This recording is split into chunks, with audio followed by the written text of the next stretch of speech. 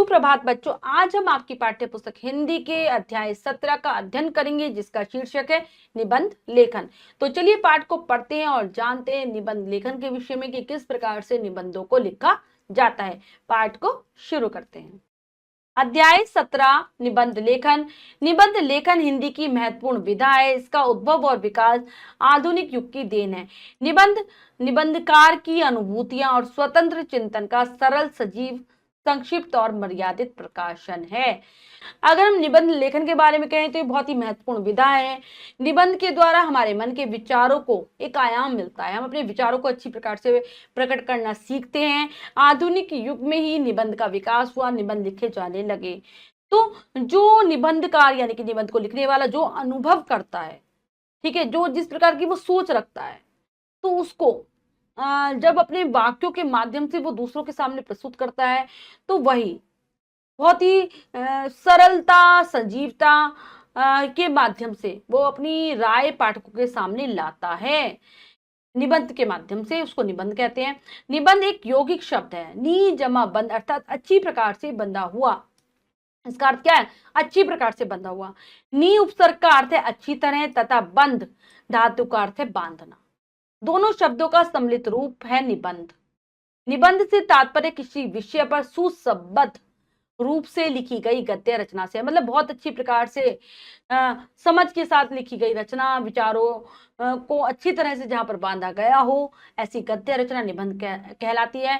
निबंध का कोई भी विषय हो सकता है। कोई भी विषय हम ले सकते हैं, जैसे किसी वस्तु के बारे में, स्थान के बारे में, घटना, यात्रा, समस्या, किसी के भी बारे में हम निबंध के माध्यम से बता सकते हैं। निबंध लिखने में निम्नलिखित बातों का विशेष ध्यान रखना चाहिए। जिस विषय पर निबंध लिखना हो उसका पर्याप्त ज्ञान होना चाहिए, उसके बारे में आपको अच्छे से जानकारी हो जिस पर आप लिख रहे हो।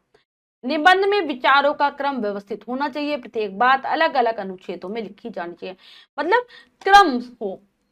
अपने विचारों को हम क्रम से प्रस्तुत करें। ये नहीं हो कि जो बात पहले कहनी है वो बाद में, बाद वाली बात पहले, नहीं। इसके लिए हम पहले रूपरेखा तैयार कर लेते हैं और अलग अलग अनुच्छेदों में एक एक बात को बताने का प्रयास करेंगे। निबंध रचना में थोड़े से अधिक अर्थ प्रकट करने वाले शब्दों और वाक्यों को अच्छा माना जाता है। मतलब ऐसे आप शब्दों और वाक्यों को ले जो एक बात, मतलब जिसमें कई सारे अर्थ छुपे हों। जैसे गागर में सागर बनना, छोटे शब्दों में ज्यादा बात कहना, ऐसा। निबंध लिखते समय पहले उसकी रूपरेखा पर अच्छी तरह विचार कर लेना चाहिए। निबंध वही अच्छा माना जाता है जिसमें अपनी बात अपने ढंग से कही गई हो, मतलब हमने कॉपी पेस्ट ना किया हो, हम अपनी बात कह पा रहे हो अपनी तरीके से, मौलिकता हो निबंध में। अब आता है निबंध के अंग। निबंध को 3 भागों में विभाजित किया जा सकता है, 3 भागों में बांटा जा सकता है।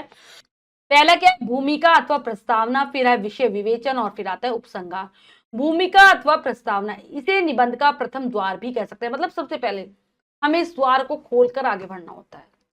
इसमें हम जिस भी विषय पर लिख रहे हैं उसका परिचय दे सकते हैं। आकर्षक होना चाहिए, सुंदर होना चाहिए कि पाठक खुद ही खींचा चला है हमारी निबंध की तरफ, और पाठकों के अंदर जिज्ञासा उत्पन्न हो, जानने की इच्छा उत्पन्न हो निबंध के बारे में।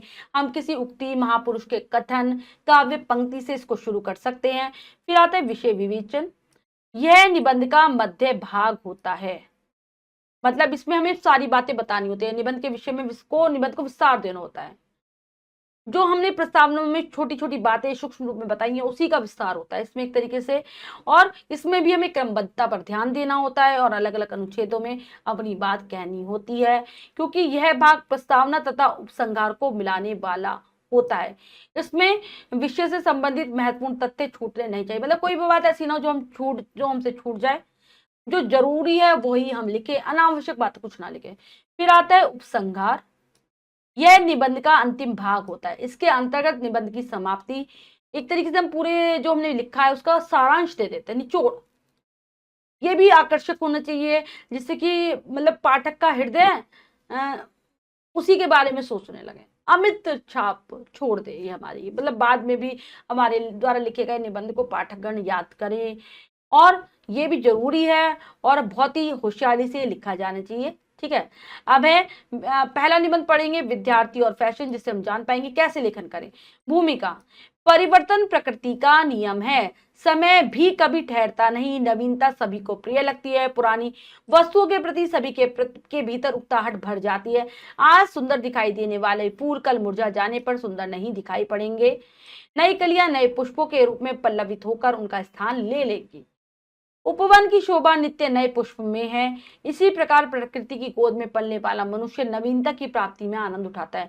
आज हम प्राचीन काल के रहन सहन वस्त्राभूषण पर दृष्टिपात करें तो मालूम पड़ेगा कि नवीनता की प्राप्ति के प्रयास में हम कहां से कहां चले गए हैं। इस नवीनता को हम फैशन का नाम दिया इस नवीनता को हमने फैशन का नाम दिया है। सामान्यतः शरीर पर धारण की जाने वाली वस्तुएं फैशन के अंतर्गत आती है। मतलब बता दिया फैशन के बारे में, एक भूमिका सी बांधती। फैशन अर्थ एवं प्रकृति, रहन सहन और वेशभूषा में नयापन का दूसरा नाम फैशन है। फैशन जो भी चलता है वह थोड़े ही दिन रहता है, उसके प्रति रुझान घटते ही उसका स्थान नया फैशन ले लेता है। फैशन का चलन प्रमुख रूप से युवाओं में होता है। प्राय देखा जाता है कि आजकल युवक युवतियां फैशन के चक्कर में पड़कर अपने कर्तव्य को भूल जाते हैं। स्वयं को सुंदर दिखाने की प्रतिस्पर्धा फैशन को जन्म देती है। आज फैशन को सभी लोग समान दृष्टि से नहीं देखते। समाज के एक वर्ग का मानना है कि फैशन तो प्राचीन काल से ही चलन में है। इतिहास और के पन्ने और अजायब घर में पाई जाने वाली वस्तुएं इस बात की साक्षी है कि उस समय की स्त्रियां किस प्रकार के गहने शारीरिक साज सज्जा हेतु आवश्यक वस्तुओं का प्रयोग करती थी। हमारे बुजुर्ग भी फैशन किया करते थे। फिर आजकल फैशन के प्रति लोग नाक भो क्यों सिकोड़ते हैं। इसका सामान्य सा कारण यह है कि आजकल के युवक युवतियां फैशन के चक्कर में पड़कर अपनी गरिमा तथा मर्यादा भूल गए हैं। युवतियां भी शालीनता पूर्वक वेशभूषा धारण नहीं करती और युवक तो बाल और वेशभूषा से कभी कभी पहचाने भी नहीं जाते। यह पतन की प्रारंभिक स्थिति है। इसका प्रभाव आने वाली पीढ़ी पर पड़े बिना नहीं रह सकता। अब है अगला, फैशन और अपराध। फैशन व्यक्ति के आर्थिक बजट को लील जाता है। उसके प्रति समर्पित निम्न श्रेणी के लोग सिर पर कर्ज भी ले लेते हैं। ऐसे में अपने फैशन परिस्थिति को बनाए रखने हेतु असीमित खर्च उन्हें अपराध कर धन प्राप्ति हेतु उकसाते हैं। ऐसी सभी बातें होने पर समाज के गणमान्य व्यक्ति फैशन को अपराध बढ़ाने वाले घटक के रूप में देखते हैं। कारण स्पष्ट है कि जिस फैशन को समाज का उच्च वर्ग अपनी संपत्ति के आधार पर सुविधा पूर्वक अपना सकता है, उसी की नकल करने वाले समाज का निम्न वर्ग एक अजीब से भौंडेपन का सहारा लेकर उसे अपराध से जोड़ देता है।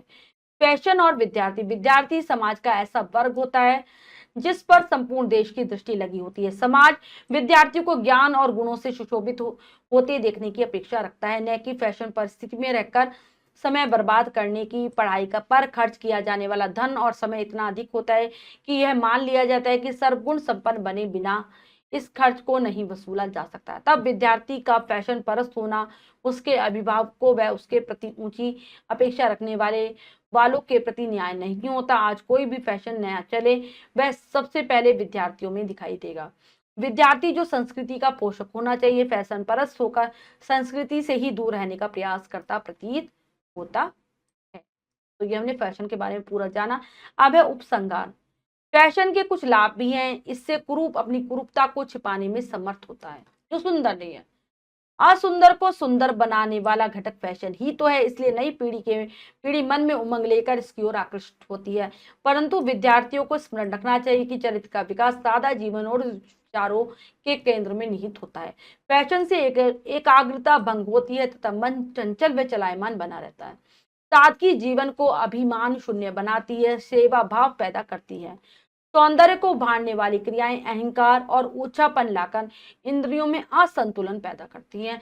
जब विद्यार्थी स्वयं भी फैसला करे कि जीवन का लक्ष्य प्राप्त करने में उन्हें फैशन परस्त होना है या सादा जीवन उच्च विचारों वाला स्वामी। तो बच्चों, हमने निबंध पढ़ा फैशन के बारे में, विद्यार्थी और फैशन। तो अच्छे से आप देख पा रहे हैं कि किस प्रकार से विषय के बारे में पूर्ण जानकारी है, सरलता सहजता से लिखा गया है। कहीं पर भी क्रमबद्धता को नहीं छोड़ा गया, अनावश्यक बातों को नहीं लिखा गया। ऐसे ही आप लेखन का प्रयास करेंगे। कुछ और निबंध भी है यहाँ पर बच्चों। मद्य निषेध, इनको पढ़ लेंगे। मद्य निषेध है पहला। फिर है मदर टेरेसा। नेक्स्ट है आत्मविश्वास सफलता का आधार। मेरी प्रिय पुस्तक रामचरितमानस। जीवन में खेलकूद का महत्व, मेरे जीवन का महत्व, सत्संगति, युवा वर्ग की आकांक्षाएं, ये सारे निबंध हैं, इनको आप अच्छे से पढ़ लेंगे, समझ लेंगे और फिर ही आप अपना लेखन का कार्य करेंगे। यहाँ पर अभ्यास कार्य में निम्नलिखित विषयों पर निबंध लिखिए। यहाँ पर निबंध दिए गए हैं, विज्ञान और जीवन, कंप्यूटर की उपयोगिता, मेरा प्रिय खेल हॉकी, सिकुड़ते वन और आदर्श पुस्तकालय। इन विषयों पर आपको निबंध लेखन का कार्य करना है, लेकिन पहले आप सभी निबंधों को अच्छे से समझकर पढ़ेंगे और जानने का प्रयास करेंगे कि किस प्रकार से लेखन का कार्य किया गया है। एक निबंध मैंने आपको अच्छे से पढ़कर बताया, वैसे ही छोटे छोटे वाक्य, सरलता, सहजता, ये सारे गुण आपके निबंध में होने चाहिए। बच्चों, आज हमने पाठ के माध्यम से जाना कि निबंध लेखन किस प्रकार से किया जाता है। आशा करती हूँ यह पाठ आप बहुत अच्छे से समझ गए होंगे। पाठ को फिर से जरूर पढ़ेंगे। मिलते हैं अगली कक्षा में नए पाठ के साथ। तब तक के लिए स्वस्थ रहिए, प्रसन्न रहिए। धन्यवाद।